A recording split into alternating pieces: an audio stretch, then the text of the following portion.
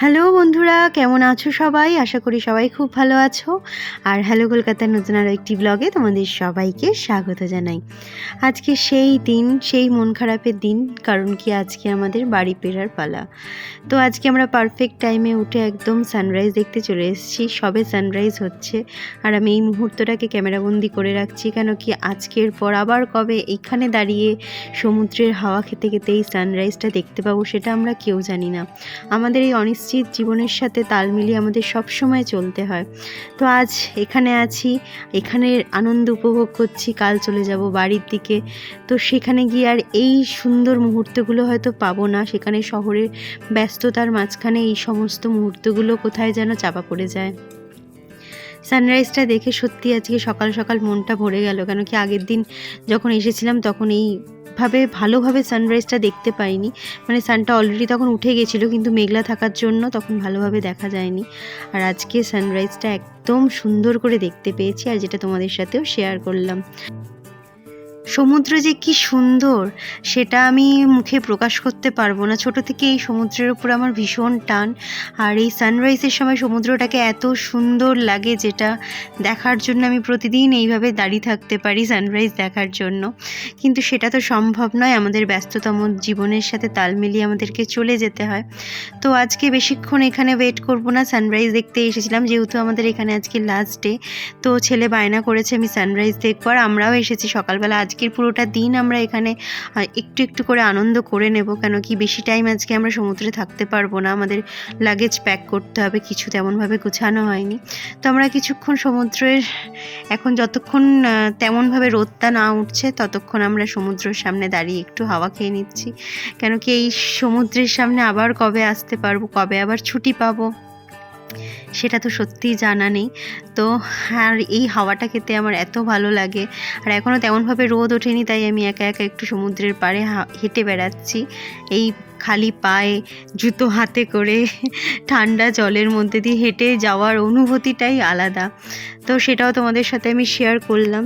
শুধু আমার লুকটাকে তোমরা কেউ দেখো না, সমুদ্রে কদিন হুড়াহুড়ি করে রোদে পুড়ে সেই পুরো একদম চেঞ্জ হয়ে গেছি আমি।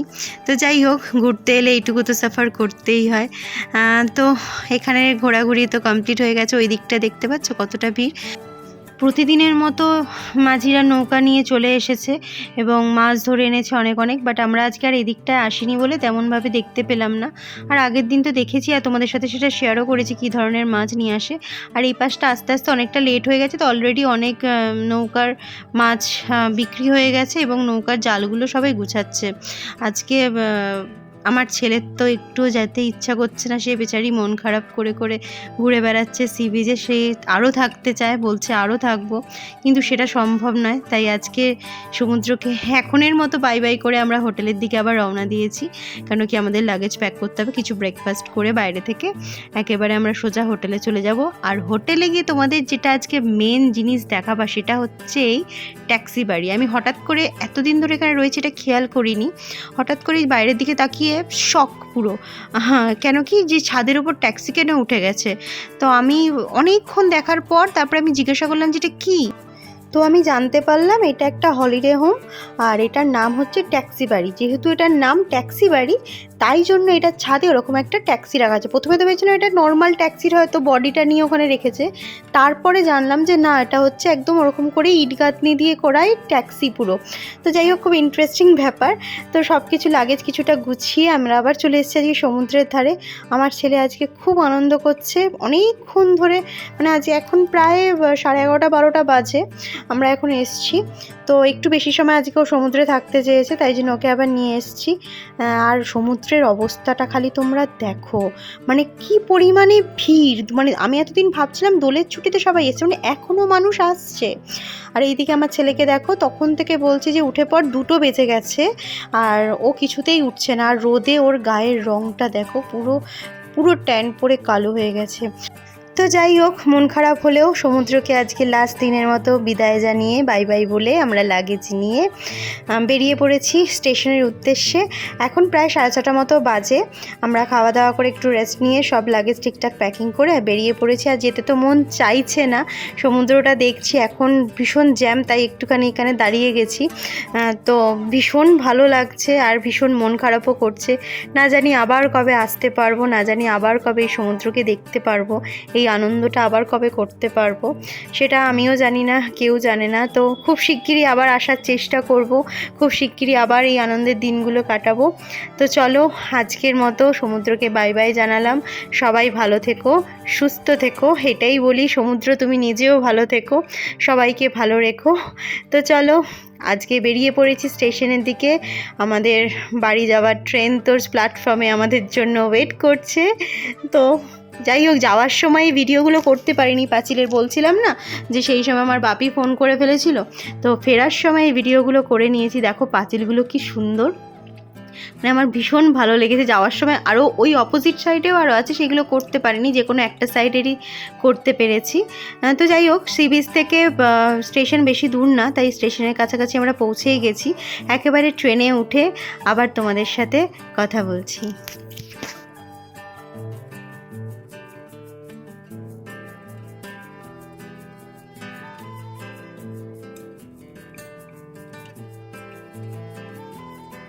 ট্রেনে উঠে পড়েছি। স্টেশনে আমাদের ট্রেন তো আগে থেকেই ওয়েট করছিল আমাদের জন্য, মানে সবার জন্য আর কি। তো যাই হোক, এখানে আমার ছেলে বসে আছে, ফোন দেখছে। ট্রেন ছাড়েনি এখনও, সবাই আসা যাওয়া করছে ওই জন্য। তো আস্তে আস্তে ট্রেন ছেড়ে দিয়েছে। আমাদের পুরী স্টেশন থেকে আমরা রওনা দিয়ে দিয়েছি, অনেকটা মন খারাপ নিয়ে, অনেকটা ভালো ভালো স্মৃতি নিয়ে ফিরে যাচ্ছি বাড়ির পথে। তো তার সাথে শেষ হচ্ছে আজকে আমার এই ভিডিও। কেমন লাগলো আমার পুরীর এই ব্লগগুলো তোমরা আমাকে অবশ্যই জানিও। দেখা হবে আবার বাড়ির ব্লগ থেকে। তো আজকের মতো টাটা, সবাই ভালো থেকো, সুস্থ থেকো। ব্লগগুলো যদি ভালো লাগে অবশ্যই লাইক করো, কমেন্ট করো, শেয়ার করো। দেখা হচ্ছে পরের আরও একটি নতুন ব্লগে। ততক্ষণের জন্য সবাই সুস্থ থেকো, ভালো থেকো, সাবধানে থেকো, আমার সাথে থেকো, আমাকে অনেক অনেক অনেক সাপোর্ট করো, ভালোবাসা দিও। তো আজকের মতো গুড নাইট, টাটা, সবাই ভালো থেকো। আর দেখতে থেকো আমার হ্যালো কলকাতার নতুন নতুন ব্লগ, আর আমাকে অনেক সাপোর্ট করো। তো চলো, আজকের ভিডিওটা এখানেই শেষ করলাম। এই রাতের অন্ধকারেও স্টেশনটা কি ভালো লাগছে না, মনে হলো এই সেদিনকেই স্টেশনে এইভাবেই আমরা পুরীর দিকে রওনা দিয়েছিলাম, আর আজকে ফেরার পালা। যাই হোক, এই স্মৃতি আমাদের জীবনের খাতায় অ্যাড হয়ে গেল, আরও সুন্দর সুন্দর কিছু মুহূর্ত। তো চলো, দেখা হচ্ছে পরের ভিডিওতে, টাটা।